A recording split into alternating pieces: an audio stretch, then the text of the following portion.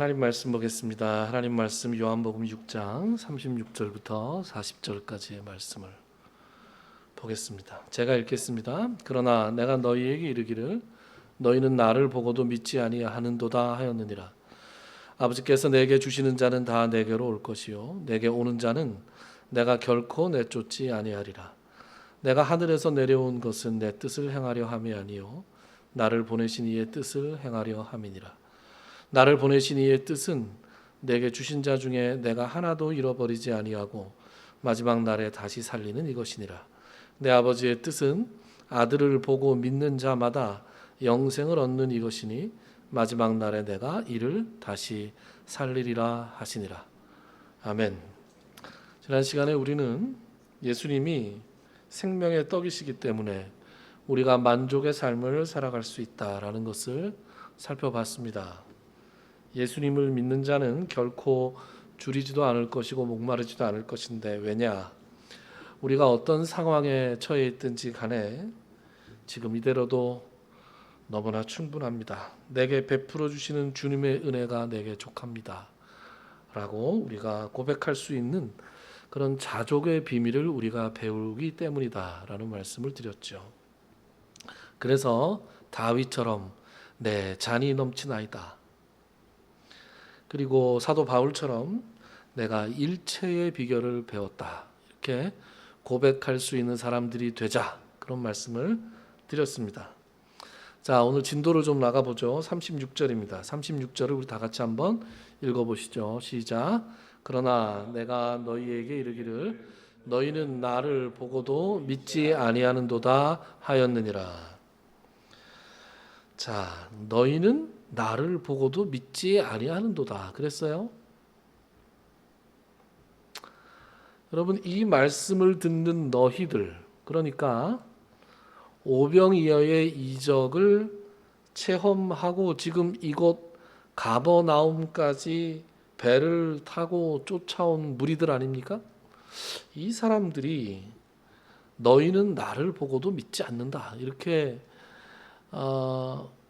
책망조로 말씀하시는 예수님의 말씀을 듣고 좀 억울하지 않았겠습니까? 뭔가 예수님의 그 말씀의 권위에 눌려서 말대꾸를 하기는 좀 그런데, 뭔가 잘못한 것 같지 않은데 야단을 맞는 것 같단 말이죠. 아니, 믿었으니까 쫓아왔잖아요. 그런 거 아닙니까? 아니, 예수님이 이적을 일으키시는 걸 보고 믿었으니까 배를 타고 여기까지 쫓아왔는데 너희가 나를 보고도 믿지 않는다, 이렇게 말씀하시니까 이게 무슨 말씀이지? 이렇게 살짝 억울한 기분이 들지 않았을까라는 생각을 해봤습니다. 이 문제를 어떻게 해결을 해야 되느냐? 그러니까 믿음에, 우리가 지난 시간에도 살펴봤듯이 믿음에 진정한 믿음이 있고 그렇지 않은 믿음이 있다, 이렇게 생각할 수 있는 거죠. 하나님이 기뻐하시는 믿음이 있고 그렇지 않은 믿음이 있다. 영생에 이르는 믿음이 있고 자신의 욕망을 채우기 위한 믿음이 있다. 그래서 지금 예수님께서 이들을 향해서 하시는 말씀이 무슨 말씀이냐? 너희들이 나를 믿는다고 생각하는지는 모르지만 너희는 나를 보고도 믿지 않는 사람들에 지나지 않는다. 왜냐하면 너희들은 지금 표적을 보고 나를 따라온 것이 아니라 먹고 배가 불러서 나를 따라왔기 때문이다. 너희들의 욕망을 채우기 위한 그 믿음은 너희들을 영생으로 인도하는 믿음은 아니다, 이렇게 말씀하고 계시는 것이죠. 사실 이러한 내용은 우리가 이미 많이 다룬 내용이었습니다. 자신의 필요와 욕망을 채우기 위한 그런 믿음은 설사 그것이 종교의 탈을 쓰고 있다 하더라도, 심지어 예수 그리스도의 이름으로 행해지는 것이라 하더라도 그것이 하나님이 기뻐하시거나 영생에 이르는 믿음이 아닐 수 있다, 라는 것입니다. 여러분 마태복음 7장에 보면 이런 말씀이 나옵니다. 마태복음 7장 앞에 모니터를 보시죠. 7장 21절부터 23절 제가 읽겠습니다. 나더러 주여 주여 하는 자마다 다 천국에 들어갈 것이 아니요 다만 하늘에 계신 내 아버지의 뜻대로 행하는 자라야 들어가리라. 그날에 많은 사람이 나더러 이르되 주여 주여 우리가 주의 이름으로 선지자 노릇하며 주의 이름으로 귀신을 쫓아내며 주의 이름으로 많은 권능을 행하지 아니하였나이까 하리니 그때에 내가 그들에게 밝히 말하되 내가 너희를 도무지 알지 못하니 불법을 행하는 자들아 내게서 떠나가라 하리라. 선지자 노릇을 했다고요. 저 목사였는데요. 이렇게. 심지어 귀신을 쫓았다고요. 누구의 이름으로?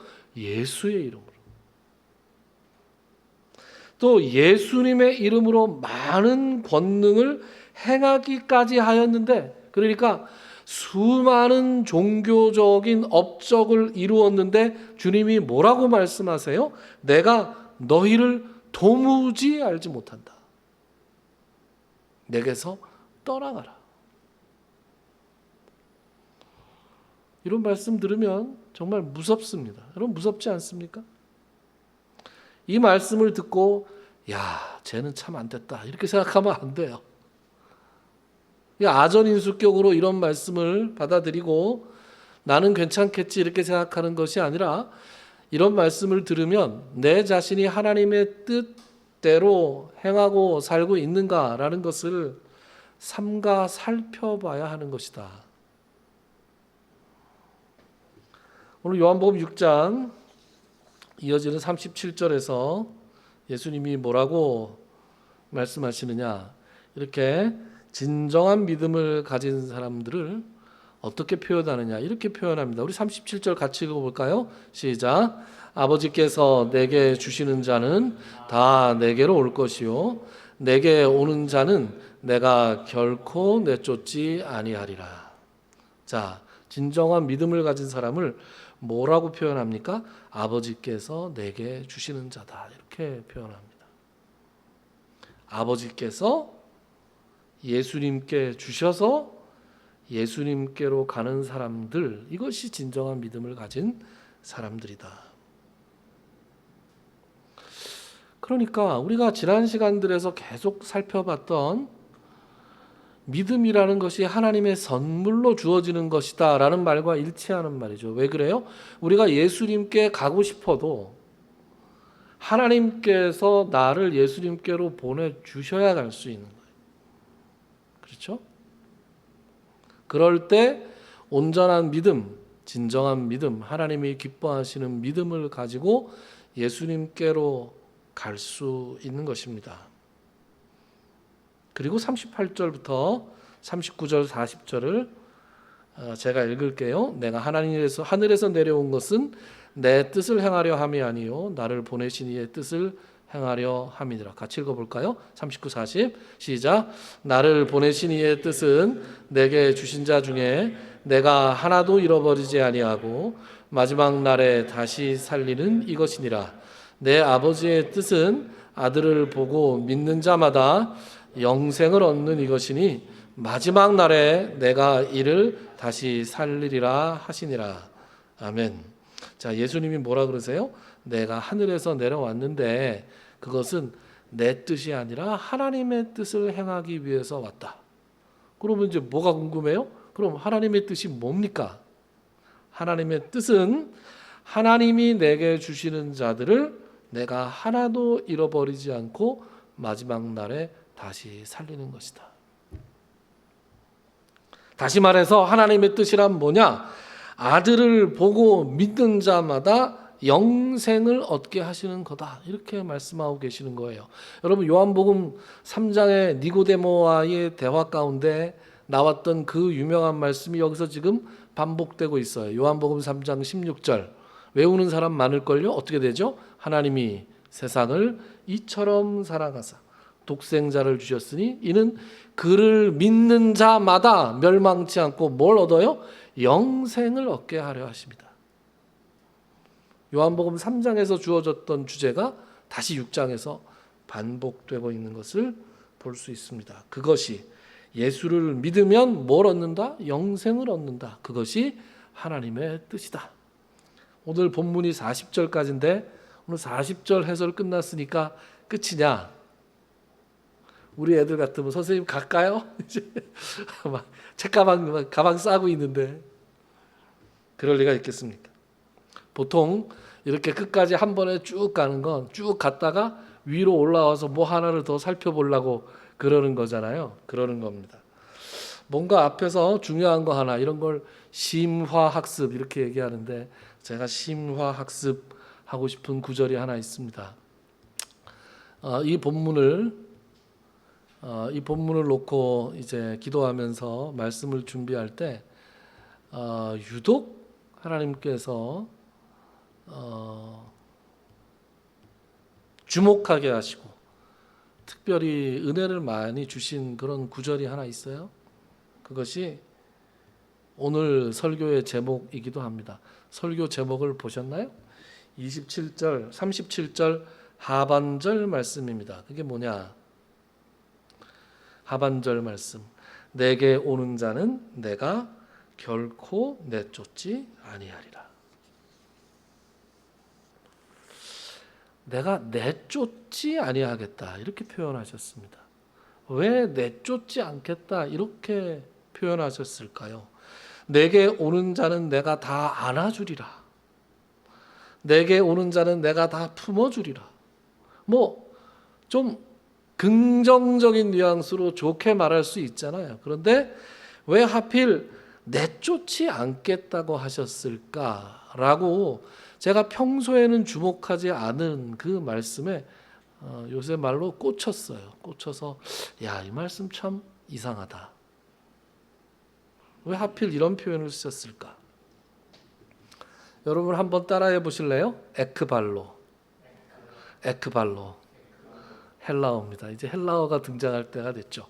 여기서 쫓아내다, 내쫓다 이렇게 번역된 헬라어 동사의 원형은 에크발로예요. 외우기 좋지 않아요? 발로 내쫓다. 에크발로.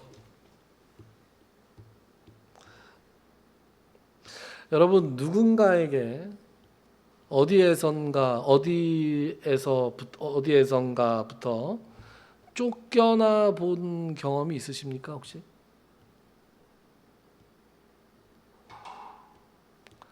거의 없을 겁니다. 만약에 있다면 제법 불쾌한 상당히 오래가는 심지어 상처로 남을 수 있는 그런 아픈 기억이었을 거예요. 여러분 37절의 이 말씀 내게 오는 자는 내가 결코 내쫓지 아니하리라 이 말씀을 들은 이 1차 청중들 있잖아요. 이 무리들은 어떤 사람들이었을까요? 제가 짐작컨대 쫓겨나 본 경험을 한 번씩은 해봤을 사람일 가능성이 매우 높습니다. 현대 민주사회를 살아가는 사람들은 쫓겨나는 경험을 거의 할 수 없습니다. 그런데 이 엄격한 신분사회, 고대사회, 그렇죠?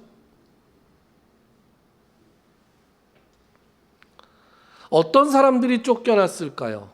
돈 없는 사람들, 신분이 낮은 사람들, 여자들, 어린아이들이 내게 가까이 오는 것을 금하지 말라. 왜 그렇게 말씀하세요? 금했으니까 말을 하신 거예요.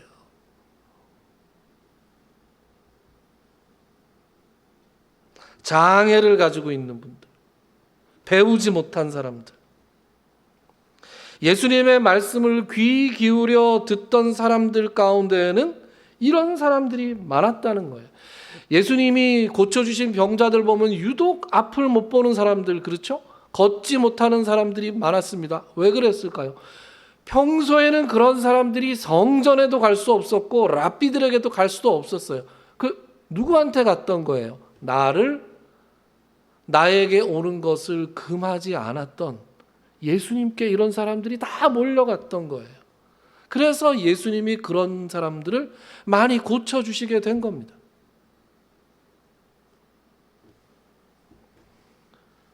그리고 오늘 결정적으로 뭐라고 말씀하세요? 내가 결코 내쫓지 아니하겠다. 요한복음 9장 34절부터 35절 말씀을 보면 이런 말씀이 나옵니다. 내가 하늘에서 내려온 것은 34절부터 35절 그들이 대답하여 이르되 내가 온전히 죄 가운데서 나서 우리를 가르치느냐 하고 이에 쫓아내어 보내니라. 예수께서 그들이 그 사람을 쫓아냈다 하는 말을 들으셨더니 그를 만나사 이르시되 내가 인자를 믿느냐. 여러분 요한복음 9장은 우리가 이제 앞으로 살펴볼 거기 때문에 미리 김을 빼지는 않기 위해서 이렇게 제가 자세하게는 얘기 안 하고 그냥 한 가지 사실만 살펴보고 갑시다. 이 요한복음 9장은 소위 말하는 실로암 사건이에요. 실로암 사건. 예수님께서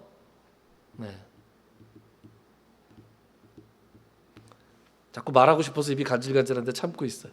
그래서 어쨌든 요한복음 9장의 실로암 사건을 통해서 그 예수님이 눈을 뜨게 한 앞을 못 보던 분이셨어요. 사람이었어요. 근데 그를 불러다가 바리새인들이 캐묻습니다. 왜 캐묻냐? 이 사람이 하는 말 중에서 예수님을 올무에 걸리게 할 만한 말을 얻기 위해서 계속 유도신문을 하는 거죠. 근데 이 사람이 듣다 기도 안 막혀서 창세 이전에 내가 하나님의 능력이 아니고서는 앞을 못 본 상태로 태어난 사람 중에서 눈을 뜨게 했다는 것을 본 적이 없습니다. 내가 이렇게 얘기해 버렸어요. 하나님의 능력이 아니면 어떻게 이것이 가능하겠습니까? 그러니까 바리새인들이 말문이 확 막혔어요. 그러자 뭐라 그래요? 네가 온전히 죄 가운데 나서 우리를 가르치느냐. 우리나라식으로 말하면 어디서 이게 훈장질이야 지금. 배우지도 못한 게. 그리고 어떻게 했다고요? 쫓아냈다고요. 이게 뭐예요? 에크발로. 사람들이 이 사람에게 에크발로 했다는 말을 예수님이 들으셨어요. 그 들으신 다음에 35절에 뭐라고 나와요? 그를 만나사 이르시되. 그를 만나서 말씀을 하시는 거예요. 이게 예수님이라고요.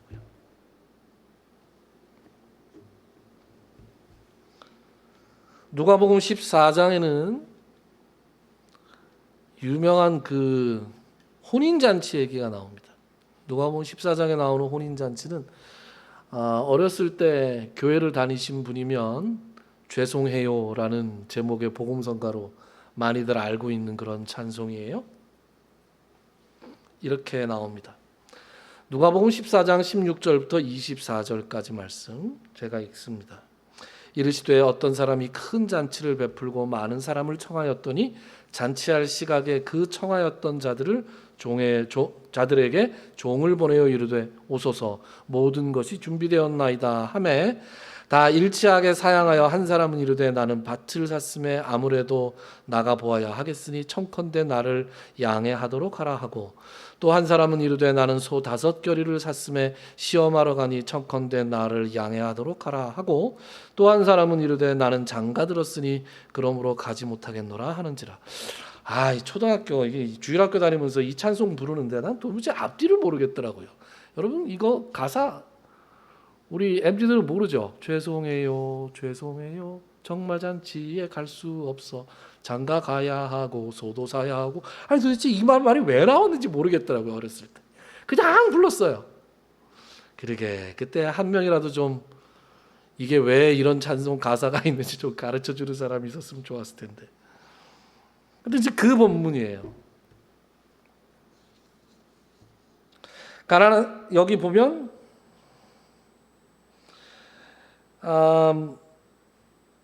계속해서 읽어봅시다. 21절 종이 돌아와 주인에게 그대로 고하니 이에 집주인이 노하여 그 종에게 이르되 빨리 시내의 거리와 골목으로 나가서 가난한 자들과 몸 불편한 자들과 맹인들과 저는 자들을 데려오라 하니라. 종이 이르되 주인이여 명하신 대로 하였으되 아직도 자리가 있나이다. 주인이 종에게 이르되 길과 산 울타리 가로 나가서 사람을 강권하여 데려다가 내 집을 채우라. 내가 너희에게 말하노니 전에 청하였던 그 사람들은 하나도 내 잔치를 맛보지 못하리라 하였다 하시니라. 혼인잔치라는 것은 당연히 천국잔치를 말하는 것이겠죠. 애초에 청함을 받았던 사람들은 이스라엘 백성들을 가리킵니다. 하나님의 선택을 받았다고 생각했던 사람들. 그러나 막상 잔치 시간이 되어서 오라고 하는 언약을 받았을 때 그들은 오지 않습니다. 핑계가 뭐예요? 밭을 사서 못 온다. 소를 사서 못 온다. 장가를 들어서 못 온다. 자신의 소유 때문에, 자신의 일 때문에, 자신의 인간관계 때문에 못 온다고 합니다. 하나님의 일보다는 자신의 일이 더 중요했던 사람들이죠. 그래서 그들 대신에 주인이 화가 나서 뭐라 그래요? 이 잔치에 참여하게 한 사람들이 누구였다? 21절 보면 가난한 자들, 몸 불편한 자들, 맹인들, 저는 자들, 이런 사람들을 다 불러오래. 이 사람들 다 어떤 사람들입니까? 잔치에 초대를 받지 못했거나 앞으로도 잔치에 초대받을 가능성이 없는 사람들이었어요. 잔치 자리에 혹시라도 그냥 가면 어디 네가 이런 데 와 하고 박대를 당할 만한 사람들이었고, 그 박대를 지레 겁먹고 아예 그런 곳에는 나는 가는 것이 아니다라고 생각했던 사람들입니다. 이 사람들이 바로 오늘 본문의 1차 청중들이었어요. 내 쫓김에 익숙한 사람들, 내 쫓길까 봐 감히 좋은 자리에는 갈 생각도 못했던 사람들, 체념과 좌절이 일상이 되고 그래서 깊은 상처를 가지고 살아가던 사람들을 향해서 예수님께서 뭐라고 말씀하시느냐? 나에게 오는 사람들은 내가 결코 쫓아내지 않을 것이다. 그리고 24절에 보면 이렇게 경고하시죠. 전에 청하였던 그 사람들은 하나도 내 잔치를 맛보지 못할 것이다. 마태복음 12장에 보면 8장에 보면 하인이 아픈 것 때문에 예수님을 찾아왔던 백부장이 있었어요. 그 사람 얘기를 하시다가 뭐라고 말씀하시느냐 이렇게 얘기합니다. 이스라엘에서도 이만한 믿음은 내가 보지 못했다. 그렇게 얘기하시면서 8장 11절과 12절에 보면 이렇게 나옵니다. 또 너희에게 이르노니 동서로부터 많은 사람이 이르러 아브라함과 이삭과 야곱과 함께 천국에 앉으려니와 그 나라의 본 자손들은 바깥 어두운데 쫓겨나. 이 쫓겨나가 뭐예요? 에크발로. 거기서 울며 이를 갈게 될 것이다. 전에는 위세당당하게 누군가를 쫓아내던 그 사람들, 지금 이 본문의 1차 청중들, 쫓겨난 경험이 있는 사람들에게 내쫓는 가해를 했던 사람들이 오히려 쫓겨남을 당해서 슬퍼하며 이를 갈미 있을 것이다 라는 말씀을 지금 예수님께서 그들에게 들려주고 계시는 것입니다. 여러분, 과거 신분사회에서는 내쫓음이라는 것이 노골적이고 물리적이었다면 현대사회에서의 내쫓음은 암묵적이고 정신적입니다. 이른바 문턱의 공포라는 게 있습니다. 내가 저기를 가고 싶은데 뭔가 문턱이 있어. 그래서 못 가는 거예요. 여러분, 다른 데가 아니라 교회가 바로 문턱이 있습니다. 교회에 문턱이 없습니까? 교회에 문턱이 아주 많습니다. 교회도 돈이 있어야 가겠더라. 이런 얘기하는 사람들이 정말 많습니다. 그럼 제가 작년에 말이에요. 이제 미용실에 가서 머리를 깎는데 그날 미용실에 이제 저하고 미용실 원장 여자분하고 또 그 뒤에 그 권사님은 지금 생각해 보면 왜 머리 다 하신 다음에 집에 안 가고 그 뒤에 앉아 계셨는지 지금 보면 생각하면 좀 이상해요. 나중에 비가 억수같이 와서 제가 그분 제 차로 모셔다 드렸어요, 집에.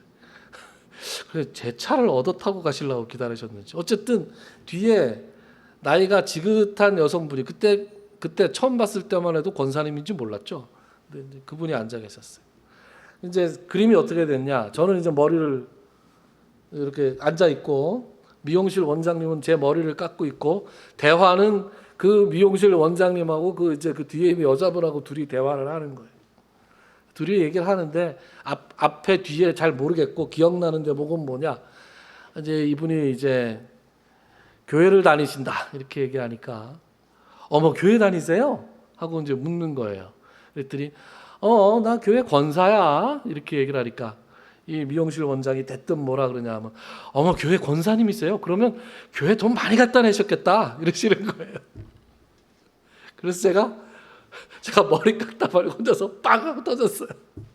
제가 막 웃었어요. 그랬더니 이 머리를 깎던 사람이 아니 왜 이렇게 웃으세요? 그래서 아니 무슨 교회 돈을 교회 다니는데 무슨 돈 내는 얘기를 해요? 그랬더니 그러던데요. 교회 권사되고 뭐 되려면 돈 많이 내야 된다 그러던데.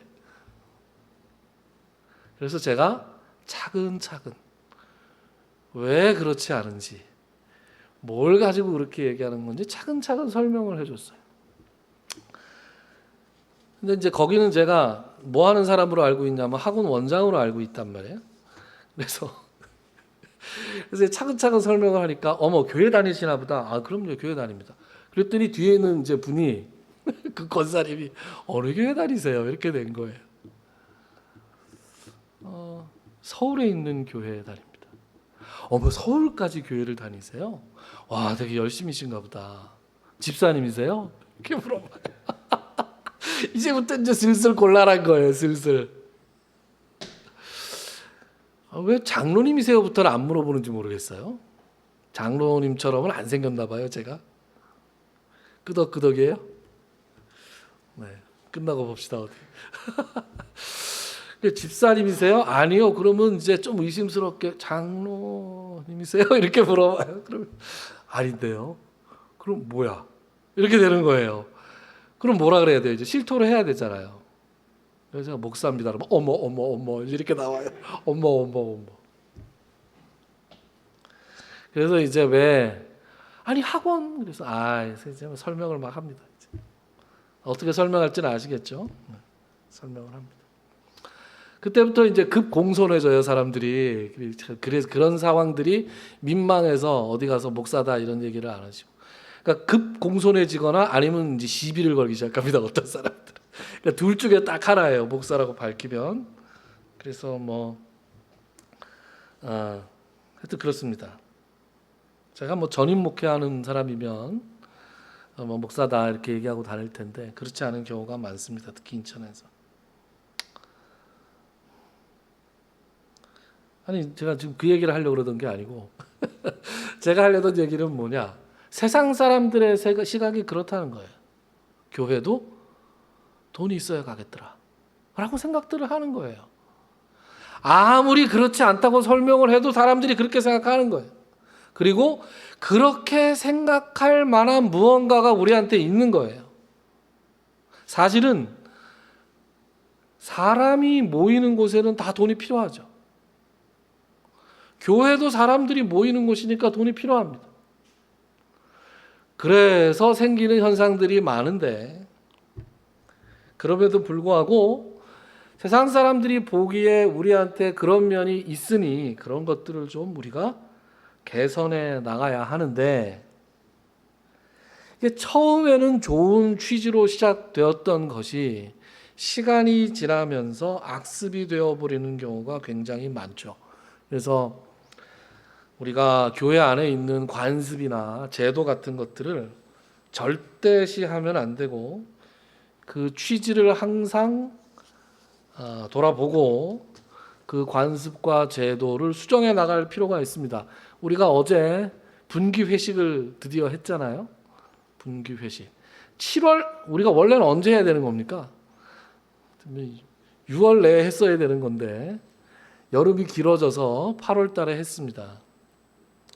분기별 회식을 할 때 좀 좋은 데 가서 만난 거를 교회 식구들끼리 먹으면서 교제하자. 뭐 다른 취지는 전혀 없고 딱 그런 취지예요. 우리 행사는 우리 교회 행사를 할 수 있는 상황도 잘 못 되고 그래서 뭐 다른 교회는 야유회도 가고 모두 가고 하는데 분기별로 우리가 모여서 맛있는 거 한 번은 먹자 이렇게 얘기하고 그런데 이거를 개인적으로 이번 거는 제가 내겠습니다 이렇게 얘기하시는 분들이 많아요. 맞는데 제가 반드시 교회 재정으로 해야 됩니다라고 고집을 합니다. 왜냐? A라는 분이 한 번 내면 그 다음에 B가 내 차례인가? 이렇게 생각이 되는 거잖아요. 그 다음엔 C가, 그 다음엔 D가, 그 다음에 E가. 지금 6주 만에 한 번 돌아오는 대표기도도 그렇게 부담스러운데 지금 회식도 돌아오면 야 이거 교회 돈 없으면 못 나가겠다. 그런 얘기가 나오는 거예요. 그리고 교회 안 나올 때는 뭐 다른 핑계로 얘기를 하고 밖에 나가서는 야 교회도 돈 없으면 못 나가겠더라. 그런 얘기를 하게 되는 겁니다. 그래서 절대로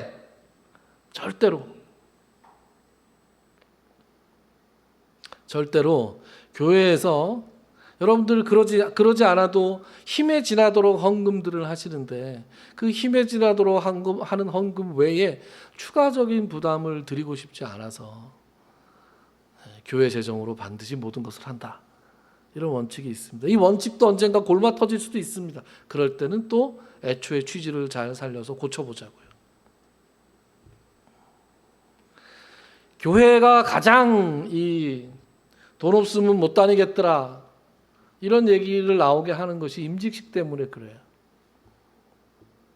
장로, 권사, 안수집사. 그 또 안수집사. 안수집사한테는 또 안수자를 빼면 그렇게 서운해요. 집사님 그러면 안수집사님이십니다. 무슨 뭐 TOP 커피 있고 그냥 커피 있고 뭐 그런 것처럼 무슨 계급이 돼버렸죠. 계급. 임직식을 할 때 보면 이제 이런 현상들이 있어요. 뭐 다른 교회 임직식 어떻게 하는지 모르겠는데 대다수의 임직식이 이럴 거예요. 뭐 예를 들어서 이번에 임직 받는 사람들이 다 합쳐서 한 10명이다. 한 20명 된다. 그러면 옷을 우리 맞춰서 입읍시다. 이렇게 얘기가 나와요. 중구난방으로 입지 말고. 남자들은 양복, 여성들은 한복. 그러면 벌써 그게 몇십만 원 되잖아요. 그죠?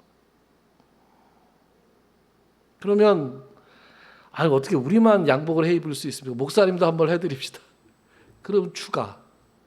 이게 다 좋은 취지로 시작하는 거예요. 다 좋게. 어떻게 우리만 새 양복을 입고 임직할 수 있느냐. 목사님도 해드리자. 어떻게 목사님만 해드리냐. 우리 선배 기수 장로님들도 있는데 우리 선배 기수 장로님들도 해드리자. 선배 권사님들도 해드리자. 이렇게 되잖아요. 그럼 이제 그 다음에 점점 내려가면은 챙겨야 될 사람들이 층층시하로 있어. 우리 전 기수들은 교회 피아노, 그랜드 피아노로 해놨는데 우리 기수들은 뭐 십시일반에서 올겐이라도 해놓읍시다. 그럼 그 다음 기수는 점점 더 부담스러운 거예요. 시작은 어떻게 했다고요? 좋은 취지로 했다고요. 이게 어떻게 나쁜 취지겠어요? 좋은 취지죠. 그런데 이것이 하나의 제도가 되고 하나의 관습이 되면 이것이 악습이 되고 그래서 나중에는 돈 없으면 교회도 못 다니겠더라. 임직 투표를 해서 임직 됐는데 사람들이 모여서 회의하는데 가보니까 이거 뭐 몇백만 원 심지어는 뭐 1,000만 원 넘게 들 것 같아. 그러면 저는 임직 안 받겠습니다. 이런 사람들도 나오는 거예요. 형편이 여유가 있는 분들이야 괜찮겠죠. 그런데 몇십만 원이 아쉬운 분들이 많잖아요.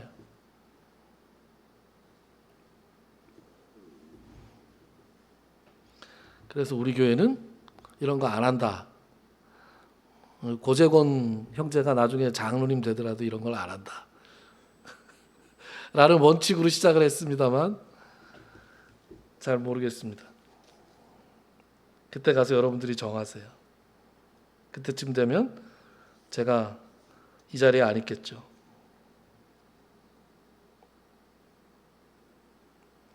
할 말이 무지하게 많은데 시간이 많이 흘러서 여기까지만 하겠습니다. 그래도 이 얘기는 좀 해야 되겠어. 임직식 하는데 하객들이 와요. 이게 왜 축하받을 일인지 난 알 수가 없어요. 제가 목사 안수 받을 때 교인들이 와가지고 목사님 축하합니다 이러면서 막 봉투를 주고 가셨어요. 굉장히 민망했습니다. 아니 목사 되는 게 왜 축하받을 일이죠? 나는 알 수가 없어요.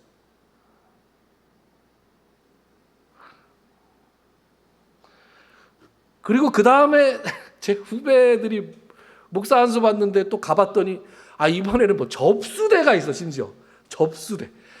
아니 무슨 결혼식도 아니고 이런 일들이 교회에서 이게 하다 보니까 누가 보면 굉장히 우스꽝스럽고 이상한 얘기거든요. 여러분 제가 이렇게 얘기하면 되게 이상해 보이잖아요. 그런데 교회 가면 그거 하고 있어요. 그리고 다 그게 역사와 전통과 다 이유가 있는 거예요.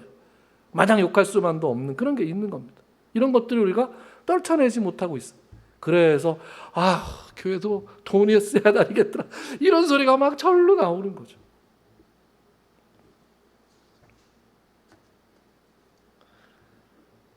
내게 오는 자는 내가 결코 내쫓지 아니하겠다. 예수님의 이 말씀은 우리가 지금까지 살펴본 내용과도 연계가 있지만 사실은 좀 더 근본적이고 좀 더 신학적으로 중요한 말씀입니다. 여러분 이 에크발로라는 단어가 제일 처음 사용된 곳이 어디냐? 창세기 3장입니다. 창세기 3장 찾아볼까요? 창세기 3장 우리 같이 한번 읽어보시죠. 시작. 여호와 하나님이 이르시되 보라 이 사람이 선악을 아는 일에 우리 중 하나같이 되었으니 그가 그의 손을 들어 생명나무 열매도 따먹고 영생할까 하노라 하시고 여호와 하나님이 에덴 동산에서 그를 내보내어 그의 근원이 된 땅을 갈게 하시니라. 아멘. 에크발로 찾으셨어요? 에크발로가 어떤 단어일까요? 뭘로 번역되었을까요? 내보내어죠. 내보내어. 최초의 에크발로는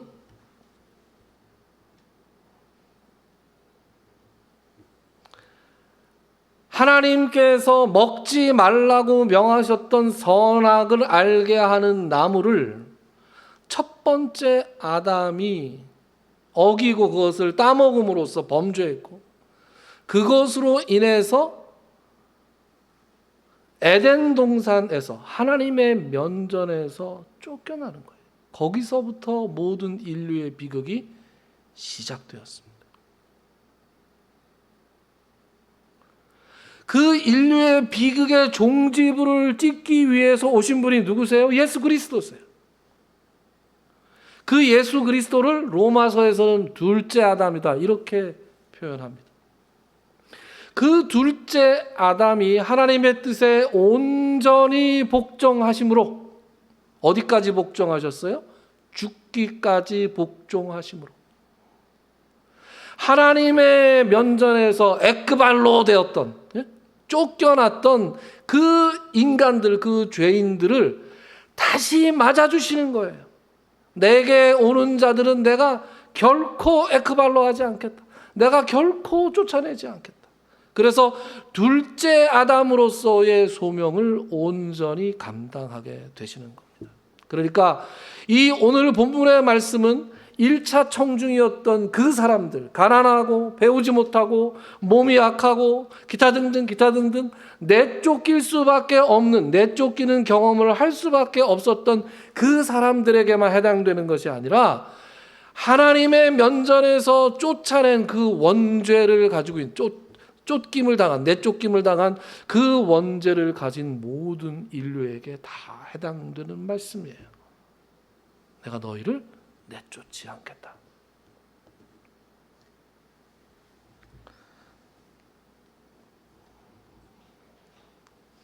세상이 세상에서 살아가면서 내쫓긴 것 같은 느낌을 받을 때가 있습니다.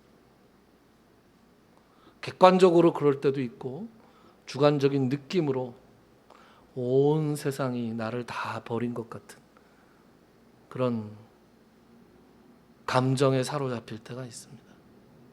오늘 예배 드리기 전에 우리가 88장 찬송을 예배를 준비하면서 불렀는데 그 찬송가 2절에 보면 제가 제일 좋아하는 가사가 나온다 그랬죠. 뭐였어요? 온 세상 날 버려도 주 예수 안 버려. 내가 객관적으로 내쫓김을 당한 것 같은 그런 세상이 다 나를 버린 것 같은 그런 상황에 들어갔을 때든지 아니면 객관적으로는 그렇지 않은데 나 혼자서 그렇게 느낄 때도 있어요. 그렇게 내가 느낄 때든지 여러분 이 말씀 하나만 딱 기억하고 가세요. 온 세상이 나를 버려도 주 예수님은 나를 버리지 않으신다. 온 세상이 나를 다 박대해도 예수님은 나를 결코 내쫓지 않는다. 오늘 이 말씀을 우리 마음속에 담고 돌아갈 수 있는 여러분들이 되시기를 바랍니다. 기도합시다.